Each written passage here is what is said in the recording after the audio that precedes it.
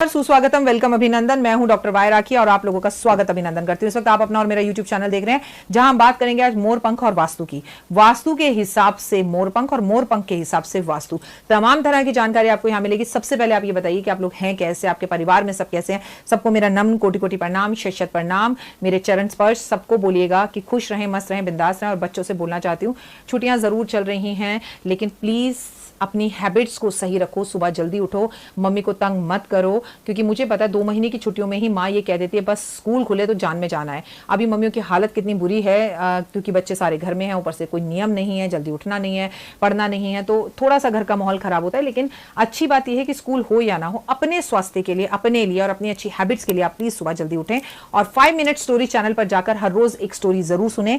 कहते हैं बुद्धिजीवी लोग कहानी बताते हैं और बुद्धिजीवी लोग कहानी सुनते हैं। हमारा पूरा वर्ल्ड महाभारत, रामायण सब कहानियों से जुड़ा है। अकबर बीरबल की कहानियां और पंचतंत्र की कहानियां हमारे को वो सवालों के जवाब देती हैं जो कई बार हमारे पास नहीं होते। कुछ सवालों के जवाब कुदरत भी नहीं दे पाती। और एक दिन आपकी मेरी जिंदगी, सबकी जिंदगी को कहानी में ही बदलना होता है। एक दिन ये कोरोना भी कहानी ही तो बन जाएगा कि कभी कोरोना था। हमारे आने वाली पीढ़ी के जो बच्चे हैं वो कोरोना के बारे में लेसन पढ़ा करेंगे, है ना। हमने भी कभी ये सब किया, लेकिन वी आर ब्लेस्ड कि हमने ये महामारी देखी और हमने समझा कि कर्मास कितने काम आते हैं। हम अपने बच्चों को कुछ समझा पाए, हमने सोशल डिस्टेंसिंग का मतलब समझा, हमें घर की वैल्यूज पता लगी। सबसे अच्छी बात इस कोरोना में जो हुई, जो कुदरत साफ सुथरी हो गई, जो बहुत सालों से नहीं हो पा रहा था। कुदरत को, राहत को, पशु पक्षियों को थोड़ी सी राहत जरूर मिल गई। पूर्व दिशा में घर की संपत्ति को हमेशा रखना चाहिए और तिजोरी रखनी चाहिए, और आपकी तिजोरी जहां भी हो उसमें मोरपंख जरूर होना चाहिए। पश्चिम दिशा में घर की संपत्ति, गहने हमेशा रखने चाहिए, और साधारणतः ये मतलब साधारण लाभ देता है, बहुत लाभ नहीं देता। परंतु अगर इसमें मोर पंख रख दिए जाएं तो पश्चिम दिशा की तरफ जो अलमारी रखी है उसमें भी लाभ होना शुरू हो जाता है। कहने का मतलब है, वैसे हमारे घर की अलमारी ऐसे होनी चाहिए कि हो दक्षिण की तरफ और उसका मुंह उत्तर की तरफ खुले, तो वो धन बढ़ता चला जाता है। लेकिन ये सबके घर में संभव नहीं है। तो ऐसे में आपकी अलमारी घर की कहीं पर भी हो, जहां आप धन रख रहे हैं वहां पर भी आप मोर पंख रखें, जहां आप अपने कपड़े वस्त्र रख रहे हैं उस अलमारी में भी मोर पंख रखें। उत्तर दिशा की तरफ अलमारी, मैंने आपसे जैसे कहा कि उत्तर दिशा की तरफ अलमारी ऐसे रखें कि अलमारी दक्षिण की तरफ हो, उसका मुंह उत्तर की तरफ खुलता, उसमें भी मोर पंख जरूर रखें। दक्षिण दिशा में धन रखने से उसका हानि होती है, नुकसान होता है। लेकिन अगर आप वहां पर मोर पंख रख दें और एक लाल रंग का बल्ब लगा दें अपनी अलमारी के ऊपर, तो ये धन हानि होनी बंद हो जाती है। ये उपाय उनके लिए है जो वास्तु चेंज नहीं कर सकते, घर बहुत छोटे हैं और कोई बदलाव नहीं हो सकता। तो जहां भी कोई वास्तु दोष है वहां मोर पंख लगा दीजिए। और मोर पंख कम से कम 11 लगाने चाहिए, ज्यादा से ज्यादा तो आप जितने मर्जी लगाइए। ईशान कोण में जहां आपने अपने घर का मंदिर बना रखा है या धन का, कुबेर का स्थान बना रखा है, वहां पर भी मोर पंख जरूर रखें। अगर आपका ईशान कोण खाली है, वहां आपने कुछ नहीं कर रखा, तो भी आपको वहां मोर पंख रखने चाहिए। अपने घर के मुख्य दरवाजे पर आपको मोर पंख जरूर लगाने चाहिए। अपने घर के ऐसे बच्चे के कमरे में जहां पंखे पर आप मोर पंख को सेलो टेप से चिपका दीजिए कि जब पंखा चले तो मोर पंख भी चले। इससे क्या होगा, जो बच्चा बहुत गुस्सा करता है, आलसी है, पढ़ता नहीं है, कोई उपाय नहीं करना चाहता, कोई रेमेडी नहीं करना चाहता, तो जब मोर पंख की हवा उस पर चलेगी तो उसके व्यक्तित्व में जो बदलाव आएगा वो मैं आपको शब्दों में क्या कहूं, आप कर ही देख लीजिए। आपको सीढ़ियों के नीचे कभी तिजोरी को नहीं रखना चाहिए। सीढ़ियों के नीचे हमेशा आपको स्टोर रूम ही रखना चाहिए। मंदिर में आपको कुछ धन और मोर पंख हमेशा रखने चाहिए। ज्यादातर लोगों के घर में धन नहीं होता, मोर पंख तो फिर भी रख देंगे, लेकिन ना कुछ पैसे मंदिर में नहीं रखते। अरे चोरी हो गए तो नौकर घूमते रहते हैं। अरे भगवान अपनी रक्षा खुद कर लेंगे ना। और अगर भगवान की मर्जी, वो पैसे आपने भगवान को दे दिए और मंदिर से कोई और उठाकर ले गया, तो ईश्वर की मर्जी से ले गया ना, उसमें फिर आप दखल अंदाजी क्यों कर रहे हैं। तो दिल को थोड़ा बड़ा कीजिए।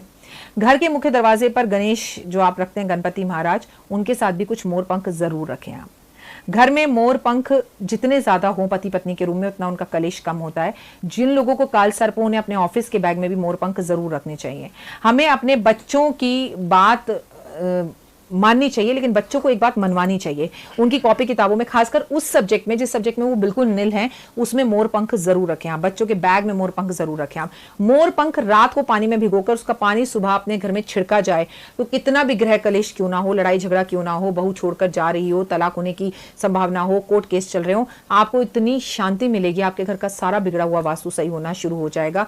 मोर पंख चमत्कारी हैं, लेकिन मोर पंख असली होने चाहिए, मोर पंख नकली नहीं होने चाहिए। और मोर पंखों को अगरबत्ती धूप समय समय पर दिखाते रहना चाहिए। मोर पंखों को समय समय पर साफ करते रहना चाहिए। ऐसा नहीं अलमारी में रखे, भूल गए जी, 5 साल से ही रखे हुए हैं, उन्हें बदल ही नहीं रहे।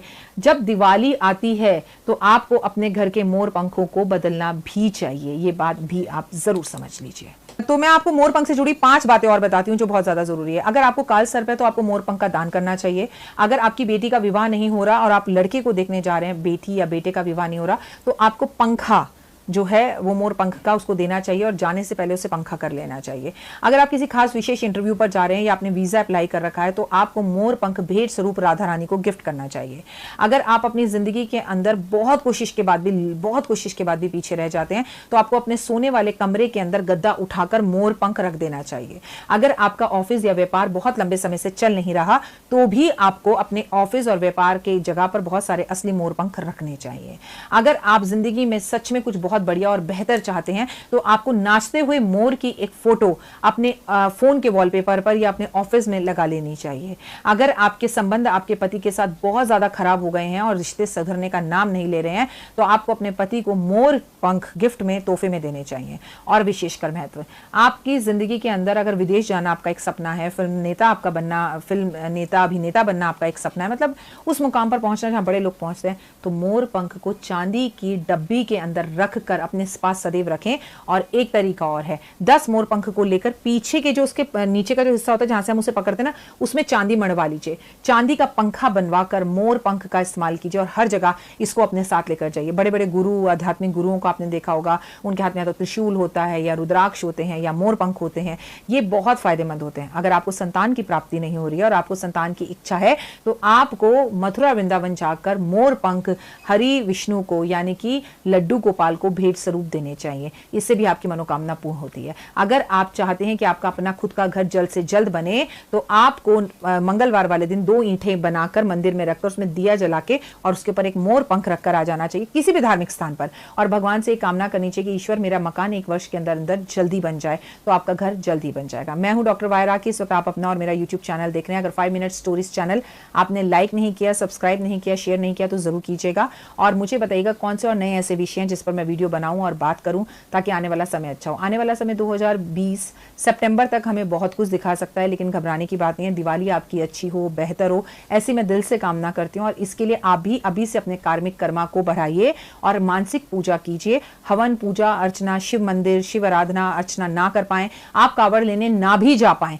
लेकिन आप एक काम जरूर कर सकते हैं। ओम नमः शिवाय का जाप, घर में रुद्राक्ष है उसे पहनिए, ओपल के स्टोन जरूर पहनिए। इस वक्त पन्ना का पत्थर या पन्ना का लॉकेट या अंगूठी पहनना बेहद ज्यादा उत्तम है। साफ सुथरे कपड़े पहनना, कोशिश करना गाय की सेवा करें, कोशिश कीजिए कबूतरों को बाजरा दें, कोशिश कीजिए गौशाला महीने में 1 बार आप जरूर जाएं। अपने घर को सैनिटाइज करने के साथ साथ अपने बैग्स, चप्पलें, जूते जो भी आप सैनिटाइज करते हैं, जो भी आप बाहर चीजें लेकर जाते हैं उन्हें सैनिटाइज कर ही घर लेकर वापस आएं।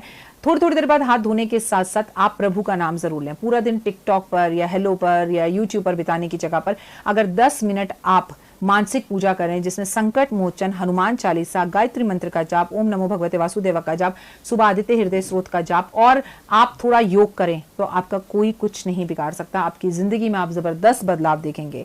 फिलहाल मुझे दीजिए इजाजत। अपना और अपनों का ध्यान रखिएगा। पूरे दिन में कबूतरों को बाजरा जरूर दीजिएगा, उनके लिए पानी प्रोवाइड कीजिएगा, अपने कपड़ों को साफ सुथरा रखिएगा, इत्र का इस्तेमाल ज्यादा से ज्यादा कीजिएगा, गाय को रोटी दीजिएगा, चींटियों को खाना जरूर दीजिएगा, कार्मिक कर्मा बढ़ाइएगा। पूरे दिन में 1 रुपए का दान करें पर जरूर करें, प्यासे को पानी दें। अलमारी में बहुत सारे कपड़े हो गए हैं तो उसको दान करें। आप खुश रहिए, औरों को भी खुश रखिए। जय माता।